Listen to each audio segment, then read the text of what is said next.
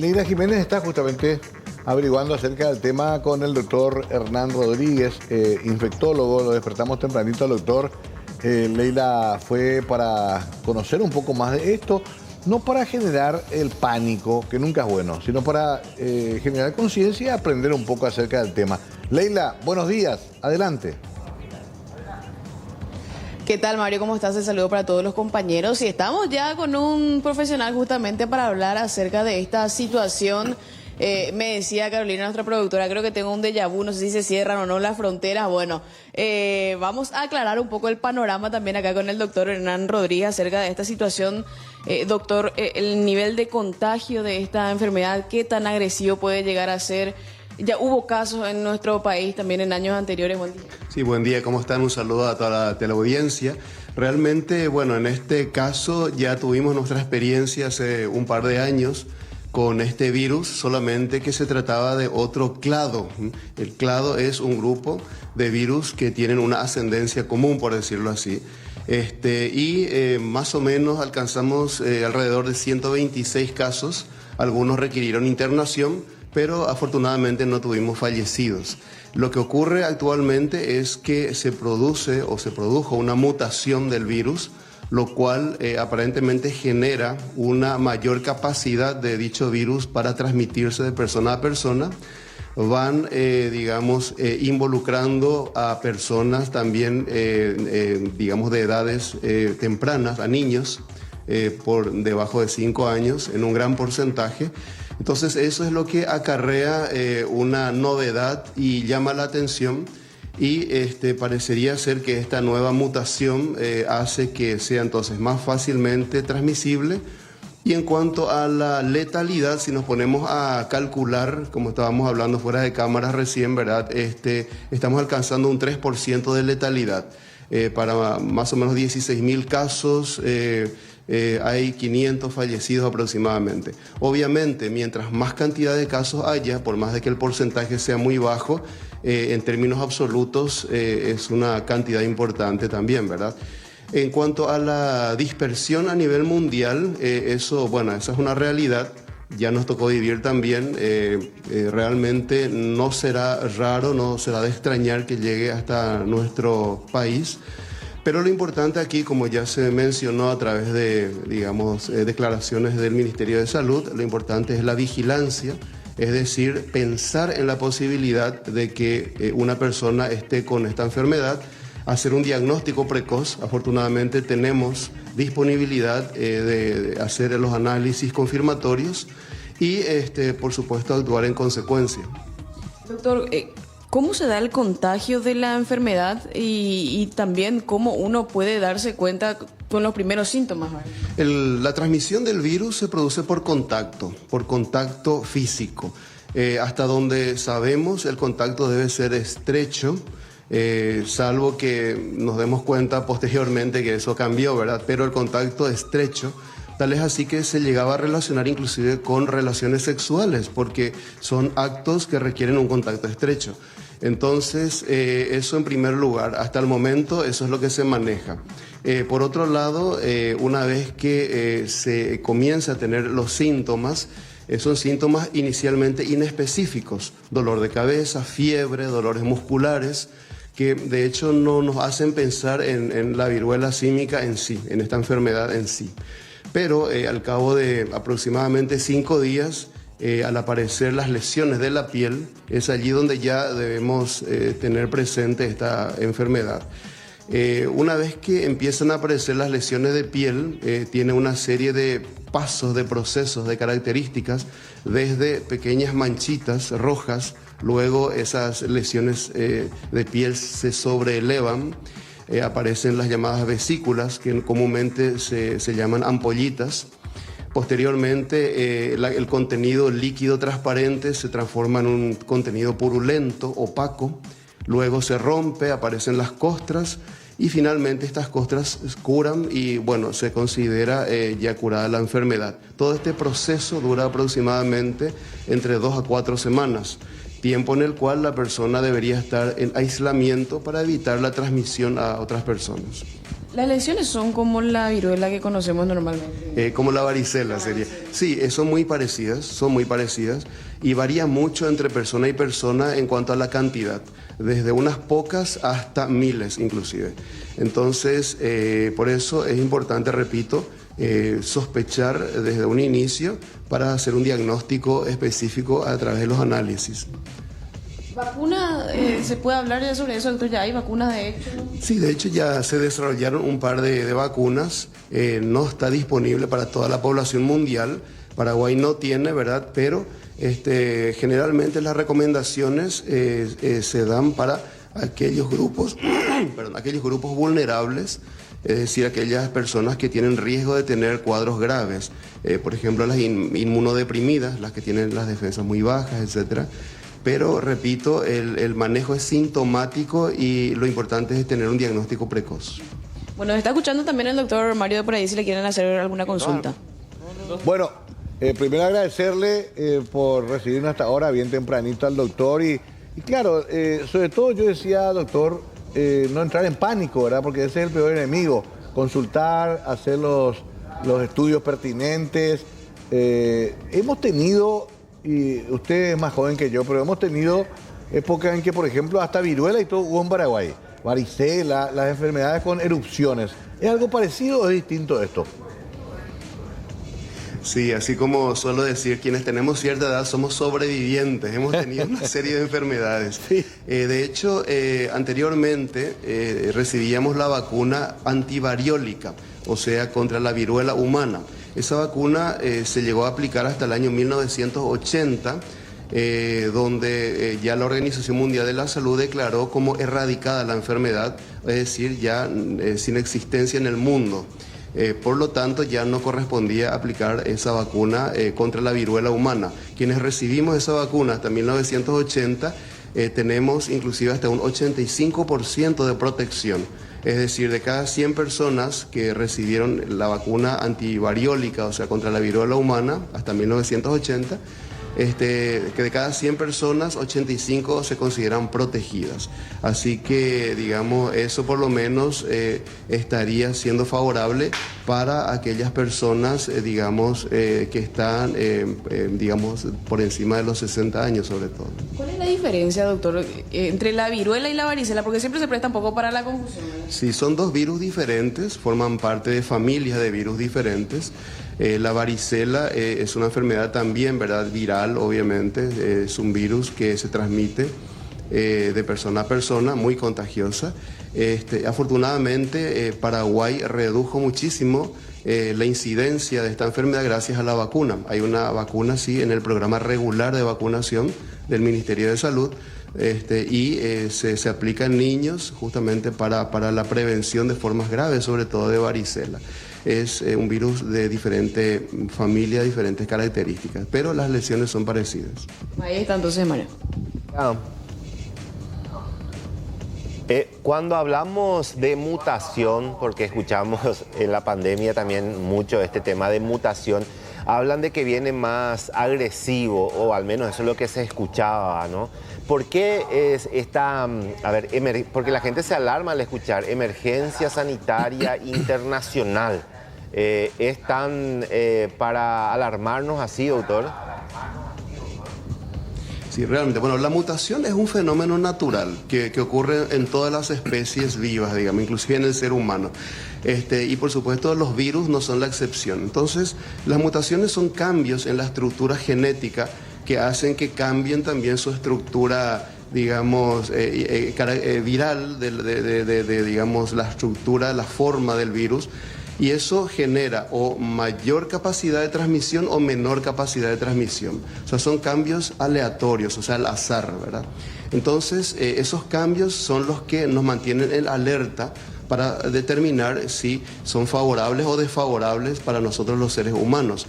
En este caso, como digo, el fenómeno que se ve es que este cambio, esta mutación en este virus genera la posibilidad de una facilidad para la transmisión de persona a persona y, como digo, el hecho de involucrar a poblaciones que anteriormente no estaban precisamente con mucha frecuencia involucradas, como los niños o áreas del mundo o lugares del mundo donde anteriormente no había esta enfermedad. Entonces eso nos hace pensar que podría tratarse de un motivo para tomar medidas, para estar alerta sobre todo. Y bueno, yo generalmente prefiero usar la palabra ocuparnos y no preocuparnos, ¿verdad? Tomar acciones, por decirlo así. Y una de las acciones es, como dije, la vigilancia, estar alerta ante la aparición de casos para tomar medidas y prevenir la expansión del virus.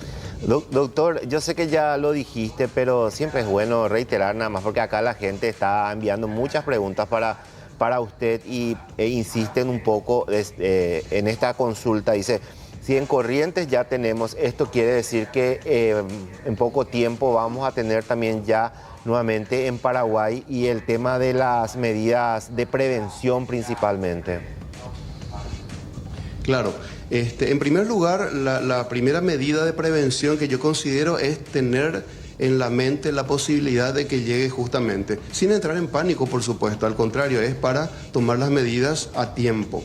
Entonces, ante un caso sospechoso, ya proceder a realizar los análisis correspondientes, confirmar o descartar el cuadro. Estaba escuchando que justamente la doctora Andrea Ojeda mencionaba desde el Ministerio de Salud que este año tuvimos 7 casos sospechosos, los 7 descartados, ¿verdad? Entonces eso es bueno porque significa que hay una alerta, hay una tendencia a pensar en la posibilidad, realizar los estudios y confirmar o descartar.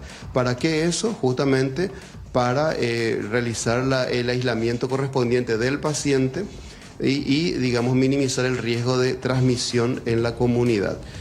Así también tenemos que tener presente siempre las noticias desde fuentes confiables, de tal forma a mantener, digamos, ese conocimiento de la distribución a nivel mundial. Lo que dijiste es gracias a los reportes de casos de los países vecinos. Entonces nosotros debemos hacer lo mismo para ayudarnos mutuamente. También hay otra consulta. Los que alguna vez tuvieron viruela, ¿tienen algún tipo de inmunidad, doctor? Correctísimo, eso es así.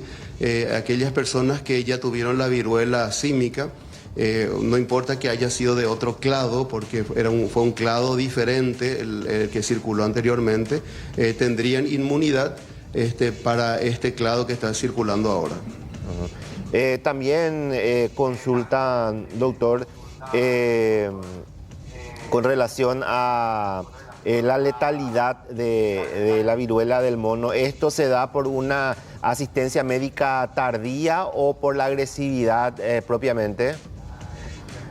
Generalmente las dos cosas, pero especialmente por digamos, la predisposición que tiene la persona, sobre todo a nivel inmunitario, es decir, sus defensas. Personas que están muy deterioradas físicamente son las personas con más riesgo de complicaciones. Recordemos que también, como son lesiones de piel, hay que cuidar esas lesiones para que no se sobreinfecten con bacterias que pueden causar cuadros bacterianos agregados y que pueden ser graves. En este caso, en teoría, este tipo de clado produce hasta una letalidad del 10%. Sin embargo, los datos que hasta ahora tenemos y haciendo los cálculos, la letalidad es del 3%. Ahora, doctor, muchos también acá consultan con relación al tema de la erupción que tiene la piel. ¿Eso ya forma parte, ya sería la parte final del proceso? ¿Cuánto tiempo después de que uno empieza a tener esta enfermedad se manifiesta visiblemente? Sí, generalmente después de los 5 días de haber empezado la fiebre, comienzan a aparecer las lesiones, que como mencioné, primeramente son como manchitas de color roja, rosadita, oscura. Eso se va sobrelevando, aparece la vesícula, que son ampollitas con un líquido transparente, luego pústulas, es decir, con un líquido ya purulento, opaco. Eso se rompe, se forman costras y posteriormente esas costras se caen y la persona se cura. El proceso dura, como dije, entre 2 a 4 semanas aproximadamente. ¿Y en qué tiempo es recomendable ir al médico a consultar? Porque usted hablaba de 5 días con cuadro febril, al segundo, al tercer día. No, la consulta debe realizarse apenas haya fiebre. La fiebre siempre es un motivo de consulta debido a que puede ser causado por múltiples enfermedades. Entonces, o ante cualquier sospecha, inclusive si la persona tuvo algún contacto estrecho, por ejemplo, haciendo, digamos, justamente para graficar la situación, un contacto estrecho con alguien diagnosticado con viruela símica, entonces, claro, siempre es importante acudir. El periodo de incubación, es decir, el tiempo que tarda entre que el virus ingresa al cuerpo y comienzan los síntomas, puede ir hasta 21 días o 3 semanas. Digamos, una persona pudo haber tenido un contacto 1, 2, hasta 3 semanas atrás y recién ahí puede empezar a tener los síntomas, como dije, la fiebre, dolor de cabeza, dolores musculares. Entonces siempre es importante tener también esa consideración a la hora de consultar. Usted hablaba, doctor, también del tratamiento médico. Cuando se trata ¿hay un medicamento específico para esto o se va tratando de acuerdo al cuadro que presenta la persona, ya sea febril y cosas como esa? ¿Cuál es el tratamiento médico que se le da a eso? ¿Con qué se trata de controlar?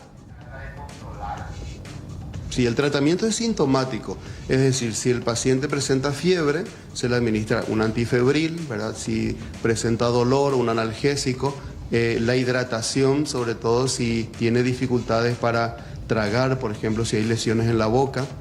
Entonces, el manejo es totalmente sintomático, de tal forma a minimizar esa incomodidad que pueda tener en el proceso de esta enfermedad.